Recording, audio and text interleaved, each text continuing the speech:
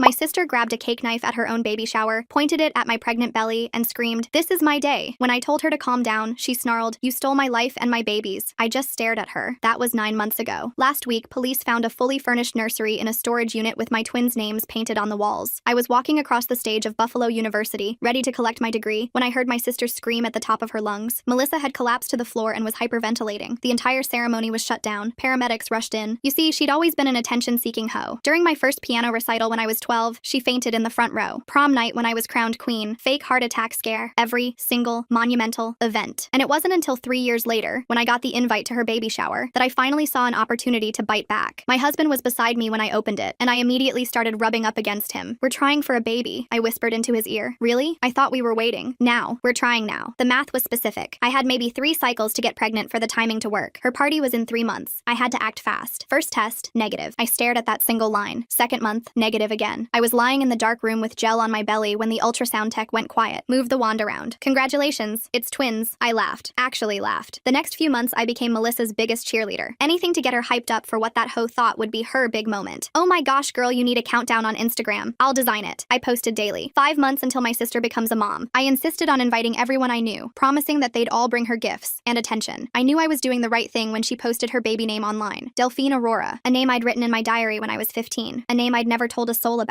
That beach had gone through my room. So when the morning of her party arrived, I smiled extra sweet while curling her hair. And when she started getting all emotional, it took everything not to burst out laughing. If only one of us got to be pregnant, I'm glad it's me. Even mom said it's better this way since I'm the prettier sister. The photos will actually be worth framing. You know what I mean? I applied her lipstick carefully. "You deserve this." "No interruptions this time," she responded. "This is my day." "Absolutely." Well, if there's one thing my beach sister can do, it's to plan a good party. There were beautiful balloons everywhere. A 3-tier cake. Even though everyone already knew from her posts it was a girl, she insisted on doing the whole reveal performance again. I wore a loose dress, but you could see my bump if you looked hard enough. Nobody was looking at me though. Not yet. Or so I thought, until Melissa pulled our mom aside. "God, look at Sarah. She's gotten huge. If I didn't know better, I'd think she was the pregnant one." Mom laughed. "Well, you've always been the thin one, honey. Good thing too, for the photos." When they were finally done giggling, the countdown started. 3, 2, 1, pop. Pink confetti everywhere. "It's a girl," Melissa screamed. Everyone cheered. Cameras flashed. TBH. I was ready to stand up and ruin the entire mood with my announcement. But that's when my morning sickness hit. Hard. I ran to the bathroom, hand over mouth. When I came back out, everyone was staring at me with concern. The words came tumbling out. Sorry, I said, flustered. "It's just the twins. They've been making me so sick. 6 weeks with twins and I can't keep anything down." The silence was deafening. Then the explosion. "Twins?" Aunt Martha shrieked. "Oh my gosh, Sarah!" The crowd shifted like a tide, away from Melissa, toward me. Hands reached for my belly. Questions bombarded me from every direction. "When did you find out? Do twins run in your family? Are they identical?" Melissa's face went from pink to red to purple. I watched her chest start heaving. I braced myself for the performance. I can't breathe," she gasped, clutching her chest. "Someone, help!" But everyone was around me. Even her own husband was asking me about twin strollers. "Hello?" Melissa screamed. "I'm having a panic attack. This is my party." Mom glanced over, annoyed. "Melissa, honey, not now. Sarah's having twins at her first pregnancy." That's when Melissa lost it. Actually lost it. She grabbed the cake knife, and for a second I thought this was how I'd die. Death by baby shower. "This is my day!" she screamed, mascara running. "Mine! I've been trying for 3 years!" Ryan grabbed Melissa's wrist and twisted the knife out of her hand while she stood there frozen, her whole body shaking like she was having a seizure. The knife clattered onto the floor and kicked under the dessert table as Melissa's legs gave out completely. She dropped to her knees and started wailing so loud that the neighbors probably heard it 3 houses down. Her mascara ran down her face in thick black streams while she pounded her fists on the floor screaming that I ruined everything, that I always ruin everything, that this was supposed to be her special day. Mom rushed over and wrapped her arms around Melissa, rocking her back and forth while completely ignoring me standing there in shock with my hand on my belly. At least 20 phones were pointed at us, everyone recording the whole meltdown like it was some kind of reality show. Ryan managed to get Melissa into a chair where she sat hyperventilating, her chest heaving up and down so fast I thought she might pass out. He whispered something in her ear over and over, probably trying to calm her down, while the rest of the guests just stood around awkwardly not knowing where to look or what to do. Daniel grabbed my arm and pulled me toward the door, his face completely white. He asked if I was okay and said we needed to leave right now before things got worse. That's when Mom stormed over and slapped me hard across the face, the sound echoing through the whole room like a gunshot. She screamed that I was a selfish bitch who couldn't let Melissa have one single day without making it about me. The room went dead silent except for Melissa's crying, and I heard several people gasp at what just happened. My cheek burned like fire and I touched it without thinking, feeling the heat spreading across my face. Daniel stepped right between Mom and me, telling her to back the hell off or he'd call the cops himself. Grace appeared next to me and announced loud enough for everyone to hear that she was calling 911 if anyone else laid a hand on me. Nathan finally pushed through the crowd looking like he'd seen a ghost, staring at what his family had turned into. That's when Melissa suddenly bent over and threw up all over the floor, this gross yellow liquid splashing onto her expensive shoes. Ryan jumped up saying they needed to go to the hospital right now because she was having contractions from all the stress. Mom immediately pointed at me and yelled that if Melissa lost her baby, it would be my fault, her voice carrying across the entire backyard. Ryan helped Melissa stand up and started walking her toward their car, but she turned around and screamed that if she lost her baby, she'd make sure I lost mine too. At least 10 people had their phones out recording her threat, and Daniel grabbed my hand saying we were filing a police report immediately. We sat in Daniel's car in the parking lot while he called 911 to report the assault and the threat against our babies. I texted Grace asking her to save any videos from the party while my cheek throbbed and I could feel the twins moving around like crazy from all my stress. 2 cops showed up about 20 minutes later and took our statements. Watching the footage, Grace and 3 other guests had saved on their phones. They took pictures of my red cheek and told us we should file for a restraining order first thing Monday morning. 3 hours later, we were home and Daniel was making me chamomile tea while I sat on the couch trying to process everything that had happened. He sat down next to me and admitted he was scared of what Melissa might do next, suggesting we should stay with his parents for a few days just to be safe. I told him no way was I letting her drive me out of my own home after everything she'd done over the years. My phone started blowing up with notifications as videos from the party went viral on TikTok and Instagram with hashtags like baby shower meltdown and psycho sister. Comments poured in calling Melissa crazy and mom abusive, while other people said I was wrong for announcing my pregnancy at her party, even if she had it coming. The doorbell started going off at 7 the next morning like someone was holding it down. Daniel jumped out of bed and looked through the peephole while I stayed under the covers. Carol stood there with her face all red and puffy from crying. She kept pressing the doorbell over and over and started pounding on the door with her fist. Daniel told me to stay back and open the door just a crack with the chain still on. Carol immediately stuck her fingers through the gap and tried to push it open while screaming about the videos. She demanded I come to the door and take everything down right now. Her voice got louder and louder until she was basically shrieking about how I'd ruined Melissa's life and destroyed our family. Daniel kept his shoulder against the door and told her she needed to leave. Carol started kicking the door and screaming that I was a monster who'd always been jealous of my sister. The neighbors started coming out of their apartments to see what was happening. Mrs. Chen from next door stood in her bathrobe recording everything on her phone. Carol saw all the people watching and started yelling even louder about how I'd planned everything to hurt Melissa. She said I was evil and had always wanted to destroy my sister's happiness. Daniel finally told her he was calling the police if she didn't leave immediately. How did Melissa know about that diary name from when Sarah was 15? That means she must have been sneaking through Sarah's stuff for years. I wonder if the twins moving around during all that stress is normal, or if babies can really feel. Carol backed away from the door but kept screaming from the hallway about how I'd regret this. She left after about 20 more minutes of yelling threats at our door. My phone rang an hour later with Nathan's name on the screen. His voice sounded completely exhausted when I picked up. He said Melissa was still in the hospital under observation, and the doctors were worried about her blood pressure. He begged me to come to a family meeting to work this out before things got worse. I could hear the desperation in his voice when he asked me to please just talk to them. I told him I'd only meet if it was somewhere public, and Daniel came with me. Nathan agreed and said we could meet at the Italian place downtown in 2 days. Those 2 days passed slowly, with my anxiety getting worse by the hour. I couldn't stop worrying that all this stress was hurting the twins. My hands shook as I made an emergency appointment with my OB/GYN. The waiting room was packed when we got there, and I noticed several women staring at me. One of them whispered to her friend and pointed at me with her phone out. They'd definitely seen the viral videos that were still spreading everywhere online. Dr. Torres called me back and did a full exam with the ultrasound machine. She moved the wand around my belly for what felt like forever while checking both babies. The twins were fine, but she warned me this level of stress was dangerous for all of us. She prescribed something mild for anxiety and told me to avoid any more confrontations. 2 days later, we walked into the restaurant for the family meeting. Carol, Nathan, Melissa, and Ryan were already sitting at a big table in the back. Melissa looked pale and had dark circles under her eyes, but she'd clearly done her makeup carefully. The second we sat down, Carol started demanding I apologize for everything. She said I needed to admit I'd planned the whole thing to hurt Melissa. Melissa sat there playing victim and wiping fake tears while saying I'd always been jealous of her. She claimed I couldn't stand that she was prettier and more loved by everyone. Ryan just sat there silently, but I saw him flinch when Melissa said that. Nathan tried to calm everyone down and suggested we all just move forward peacefully. Carol kept cutting him off and raising her voice about how I'd traumatized her pregnant daughter. Other people in the restaurant started looking over at our table. Melissa suddenly reached into her purse and pulled out a thick envelope. She slid it across the table with this nasty smirk on her face. I'm suing you for intentional infliction of emotional distress and endangering my baby. Her lawyer thought she had a really strong case and could get serious damages. Daniel immediately pulled out his phone and called his cousin Emma, who was a family lawyer. Melissa's face dropped when she heard him explaining the situation to an actual attorney. We left the restaurant with Carol still screaming threats behind us. That evening, Grace showed up at our door with wine for Daniel and chocolate ice cream for me. She'd seen everything online and wanted to check if we were okay. She sat on our couch and pulled out her phone to show us something. Grace had kept a folder of screenshots going back years documenting Melissa's attention-seeking behavior. There were photos from my high school graduation where Melissa pretended to faint, screenshots from my college acceptance party where she claimed chest pains, posts from my engagement dinner where she had a sudden allergic reaction to nothing, events I'd completely forgotten about where Melissa had stolen the spotlight with fake emergencies. Grace had been quietly collecting evidence of this pattern for years without telling me. A week after the baby shower, Daniel's cousin Emma came over to review Melissa's lawsuit. She read through the papers and actually started laughing at how ridiculous it was. Emma said it was completely frivolous and would get thrown out immediately. She suggested we counter-sue for assault since Carol had slapped me at the party. We could also sue for the threats Melissa made about our babies being recorded on video. Emma helped us prepare all the documentation we'd need for court. Having real legal support finally helped me sleep through the night for the first time since the party. We went to the county courthouse the next week to file for a restraining order. Emma came with us and brought printed screenshots of the threatening messages and videos from the party. The judge reviewed everything, including witness statements from the neighbors about Carol's screaming fit. He granted a temporary restraining order prohibiting both Carol and Melissa from coming within 500 feet of us. The order specifically covered our home, Daniel's workplace, and my doctor's office. Carol violated the restraining order within 48 hours by showing up at Daniel's office building. She walked right past security and started screaming at the receptionist to let her see Daniel. Security grabbed her and called the police while she fought and screamed about me destroying her family. The police arrested her and took her away in handcuffs while Daniel's coworkers watched from the windows. His boss called him into a meeting and suggested working from home until this situation was resolved. Daniel set up his office in our spare bedroom and started working remotely the next day. I woke up at 3 in the morning a few nights later to weird noises outside our bedroom window. My heart started racing as I crept over to peek through the blinds. Melissa's car was parked across the street just barely beyond the 500-foot limit. She was sitting in the driver's seat staring directly at our apartment building. I watched her for 20 minutes and she never moved or looked away from our windows. She stayed there for 3 more hours just watching our home in the darkness. Daniel installed security cameras the next morning covering every angle of our building. 2 weeks passed with Melissa parking just outside the camera range every single night. Nathan showed up at our door on a Tuesday afternoon looking like he hadn't slept in days. His eyes were bloodshot and his shirt was wrinkled like he'd worn it for 3 days straight. He slumped onto our couch and rubbed his face with both hands. Carol had been staying at their house since the baby shower and was driving Ryan absolutely crazy with her constant rants about me. Nathan said Ryan was thinking about filing for divorce because Melissa's obsession with destroying me was making her sick during her pregnancy. The stress was affecting their baby, and Ryan couldn't take it anymore. 3 days later, I went in for my 20-week anatomy scan at the hospital. The ultrasound tech moved the wand around my belly for what felt like forever, without saying anything. Dr. Torres came in and took over, measuring each twin over and over again. One twin was smaller than the other, and needed closer monitoring every week from now on. The stress was literally affecting my baby's growth, and I couldn't stop the tears from coming. Daniel held me while I sobbed in that cold, dark room with gel still on my belly. That night, Grace called me in a panic while I was lying in bed. Someone had posted my medical information all over a local mom Facebook group. My doctor's name, the address of the clinic, even my appointment times for the next month. The post had screenshots of my medical chart showing I was having twins and my due date. Only someone with access to the hospital system could have gotten those records. Daniel immediately called hospital security while I called our lawyer on speakerphone. The lawyer said this was a serious federal crime and we needed to document everything right away. Emma called me the next morning with shocking news she'd discovered through her contacts at the medical center. Nathan's wife Linda worked in the billing department and had been accessing my records illegally for weeks. The hospital's IT department found her login accessing my files 17 times in the past month. Linda was escorted out by security that same afternoon and faced immediate termination. The hospital administrator called to apologize and said they were cooperating fully with the criminal investigation. Nathan showed up at our door again that evening completely devastated by what Linda had done. He had no idea she'd been helping Melissa and felt betrayed by his own wife. The next day, I got a text from Ryan that made my hands shake as I read it. He was apologizing for Melissa's behavior and admitted she'd been keeping a notebook since high school filled with ways to destroy me. He'd found it hidden in their closet with pages and pages of plans dating back years. Ryan was scared for their baby and was meeting with a custody lawyer the next morning. He offered to testify on our behalf if we needed him in court against Melissa. 3 weeks after the baby shower, everything exploded online when Melissa posted a completely made-up story on Facebook. She claimed I'd been stalking her for months and included photos she'd edited to make it look like I was following her. The post had fake text messages she'd created showing me threatening her and her baby. Within hours, the post had been shared hundreds of times in Buffalo mom groups. Strangers started sending me death threats through Facebook and Instagram. Someone posted our home address in the comments saying I deserved whatever happened to me. Daniel contacted the FBI that afternoon about the cyber stalking and death threats. They took it seriously and said they'd open an investigation into the harassment campaign. Meanwhile, my blood pressure kept climbing higher at every doctor visit. Dr. Torres put me on modified bed rest and said I couldn't leave the house except for medical appointments. The twin size difference was getting worse and she was worried about early delivery. Being trapped at home while Melissa spread lies about me online felt like being in prison. I'm really wondering how Linda got involved in all this. Did Melissa convince her to help, or was it Nathan's mom Carol who pulled her in? The way the hospital caught her accessing those files 17 times makes me think about what exactly